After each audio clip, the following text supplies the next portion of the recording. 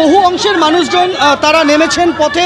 সেখানে যেমন আরজিকর কাণ্ডে আন্দোলনে যারা নেমেছিলেন সেই পরিচিত মুখ যারা চিকিৎসকরা রয়েছেন তারা রয়েছেন, তার পাশাপাশি সমাজের বিভিন্ন অংশের মানুষজন, বিরোধী রাজনৈতিক দলের নেতারা তারাও কিন্তু এই মিছিলে পা মিলিয়েছেন। তুমি দেখতে পাবে যে এখানে এই মুহূর্তে কিন্তু সম্পূর্ণ যারা প্রতিবাদে নেমেছেন সেই প্রতিবাদী মানুষজনের তাদের স্লোগানে পুরো সরগরম গোটা রাস্তা। কিন্তু এই মুহূর্তে জনারণ্য বলা যেতে পারে এই অংশ যেখানে আমরা দাঁড়িয়ে রয়েছি গড়িয়াহাটে, সেই ছবি কিন্তু ক্যামেরায় ধরা পড়ছে।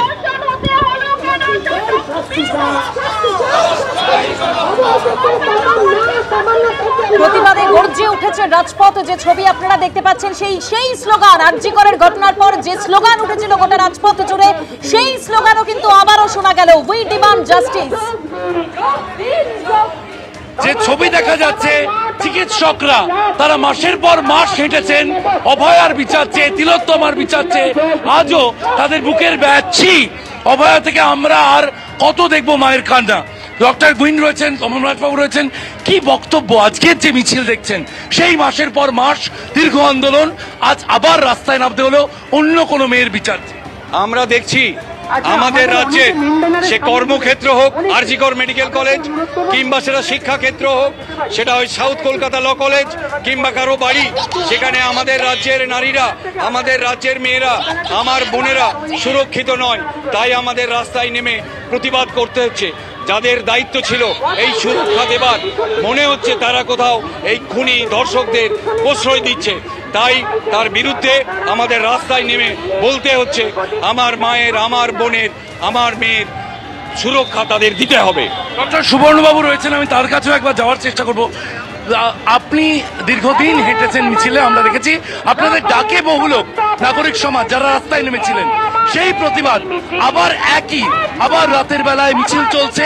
এই মিছিল কতদিন চলবে এবং বিচারটা আসবে? দেখুন, এটা দেখা যাচ্ছে যে আমাদের রাজ্যের বর্তমান প্রশাসন তারা প্রথম থেকে অপরাধীদের পক্ষ নিচ্ছে, যারা দুর্নীতিগ্রস্ত তাদের পক্ষ নিচ্ছে, খুনি ধর্ষকদের পক্ষ নিচ্ছে। তারা নানাভাবে তাদেরকে আইনের ফাঁক গলে তাদের বের করে দেওয়ার চেষ্টা করছে। উল্টো দিকে যারা প্রতিবাদে নামছেন তাদের উপরে দাঁত নখ নিয়ে তারা ঝাঁপিয়ে পড়ছেন, তাদের উপর রাষ্ট্রীয় নিপীড়ন তারা নামিয়ে আনছেন, হয়রান করছেন। এটা যদি একটা রাজ্য প্রশাসনের ভূমিকা হয়, তাহলে আমাদের রাজ্যে যতদিন না একটা দুর্নীতিমুক্ত প্রশাসন তৈরি হয়েছে, একটা অপরাধী বান্ধব প্রশাসন তার শিকড় উৎপাটন করে গেছে, যতদিন না সাধারণ মানুষের স্বার্থে একটা আইনের শাসন প্রতিষ্ঠিত হয়েছে, ততদিন অবধি এই মিছিল চলবে। মিছিল দীর্ঘতর হবে এবং বেশি বেশি মানুষ, বেশি বেশি নাগরিক এটাতে যুক্ত হবেন এবং শেষ অবধি গিয়ে একদিন আমরা দেখতে পাবো যে আমাদের রাজ্যে আইনের শাসন প্রতিষ্ঠা হচ্ছে।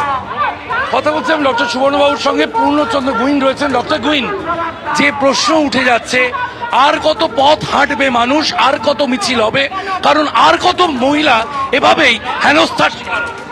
যতদিন না আমাদের অভয়া বিচার পায়, অভয়া বলতে কেবলমাত্র আরজিকরের অভয়া নয়, অভয়ার ধর্ষণ এবং হত্যার পরে আমাদের রাজ্যে যে অন্যান্য যে অভয়ারা ধর্ষিত হয়েছে, নিহত হয়েছে এবং যাদের ওপর নির্যাতন করা হয়েছে, এবং যে নির্যাতনের পিছনে শাসক দল প্রত্যক্ষভাবে আছে, তারা যতদিন না বিচার পাচ্ছে ততদিন আমরা রাস্তায় নামবো। সেটা কতদিন নামবো জানা নেই আমাদের, কিন্তু রাস্তায় আমাদের থাকতেই হবে।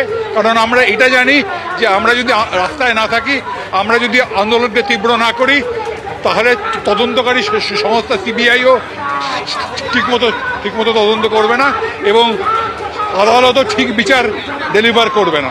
আমরা রাস্তাতেই থাকবো।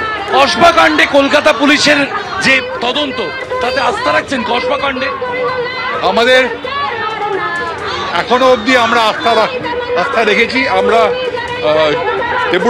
ডেপুটেশন দেওয়া হয়েছে অভয়া মঞ্চের পক্ষ থেকে কসবা থানাতে, অন্যান্য সংগঠনও কসবা থানায় তাদের ডেপুটেশন দিয়েছে।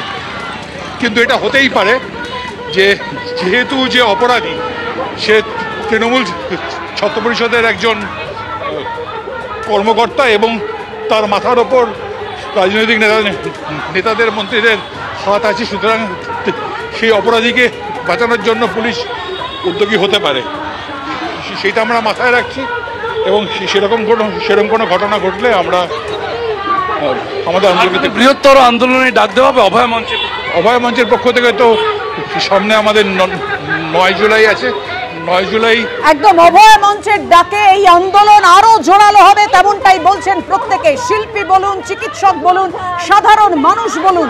আমরা দেখতে পাচ্ছি তারা প্রত্যেকে পথে নামলেন, সেই স্লোগান উঠলো, we want justice, we demand justice. এই যে মশালের আগুন চলছে, তারা বলছেন এই মশালের আগুন প্রতিবাদের এটা আগুন, সেটা কখনোই নিভবে না। রাজপথে প্রয়োজন পড়লে এই আগুন আবার জ্বলবে, আবার তারা বারবার তারা পথে নামবেন।